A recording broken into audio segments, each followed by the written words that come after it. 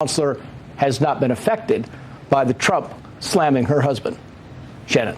All right, Trace Gallagher, thank you very much. So you saw there, Kellyanne Conway staying loyal to the president. Time now for tonight's Power Panel. Fox News contributor Morgan Ortegas, Daily Caller White House correspondent Saagar Enjeti, and Democratic strategist Dave Brown. Welcome to all of you. It feels like the Housewives of D.C. kind of situation. I don't know what is going on here. I want to read something because Trace alluded to this, and George Conway was asked, like, are you guys kind of playing both sides so that no matter what happens long term, you guys have, somewhere to go with this? The president's called her husband, Kellyanne Conway's total loser, husband from hell, and whack. So when asked about whether they're kind of playing both sides, George Conway said this to the New York Times: I almost wish that were so. This is just my way of expressing my views. I don't end up getting in arguments at home about it. Morgan, I don't know about you. I would certainly be getting into some arguments about this at home if the president was ripping my husband on Twitter, and vice versa.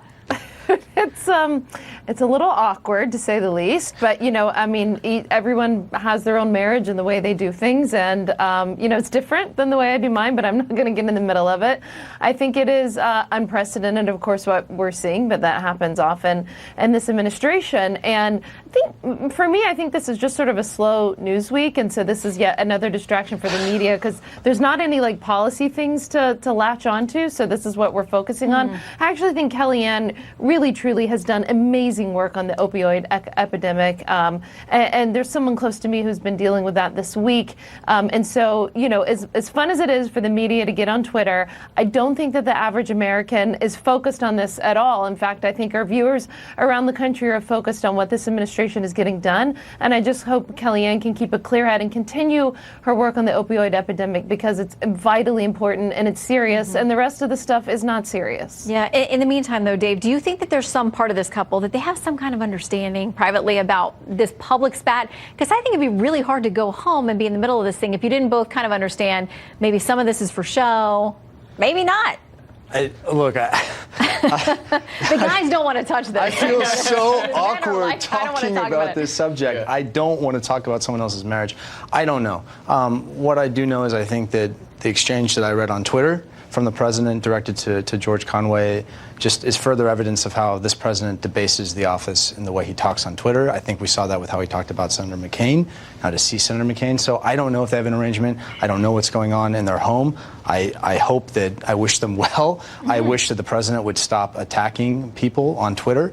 And I think that Mr. Conway is bringing up some points that he clearly believes are incredibly important, and he's trying to communicate those to the American people. Yeah, I mean, he brought up something this week that really upset the president. It seemed like, or at least got his attention, Saagar, with this, posting some diagnostic manual descriptions of personality disorders and kind of hinting that this is what the president is. And Kellyanne Conway said about this, but you think he shouldn't respond when somebody, referring to her husband, a non-medical professional, accuses him of having a mental disorder. You think he should just take that sitting down?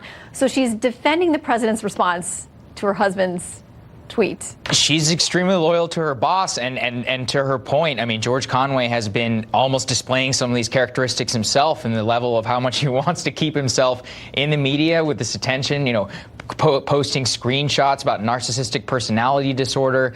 It's both they're feeding into a loop which is keeping this going. And like Dave, I don't want to sit here and speculate about somebody's marriage. It feels grimy and it feels gross, and so I'll just stick to the facts we know. Okay, now I do want to play something. The president, we talked about this today. He went on an important visit today to a manufacturing area in Ohio, a plant there, where he wanted to talk about the importance of what he's done to try to bring these jobs back to the U.S. and to highlight the positive that he's done.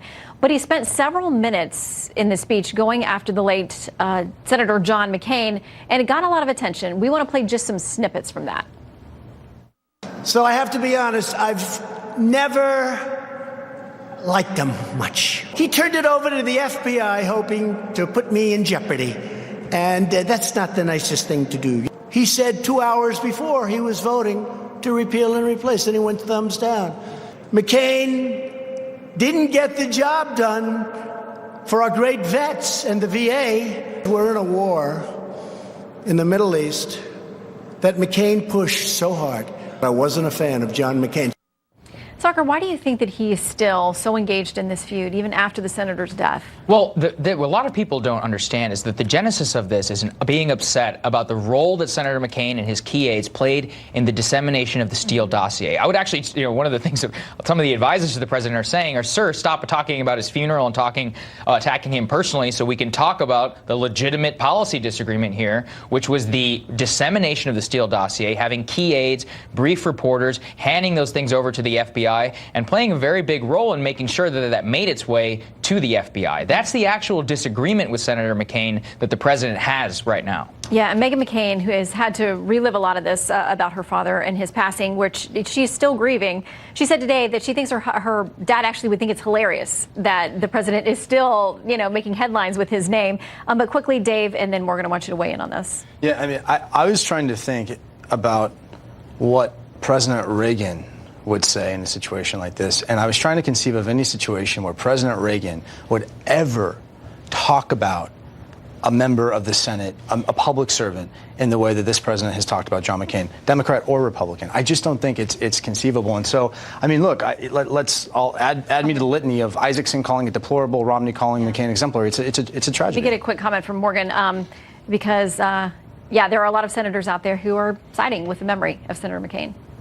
Right, but I think just if you start to look back at the congressional testimony and all of the records that we've seen over the past couple years as we had this, it looks like the FBI actually had this information, this dossier, well before Senator McCain gave it to them. So I would take a little bit of issue with just the record there. It doesn't look like this investigation was predicated upon McCain giving it to him. I think that they had this information for quite some time. In fact, Christopher Steele, rightly or wrongly, probably wrongly, appears to have been a source of them for quite some time. So I think that there's still a lot of unanswered questions here that I think the Senate Judiciary will get to the bottom of. Yeah, a lot of bad blood between some very prominent Republicans over this. All right, Power Panel, thank you very much.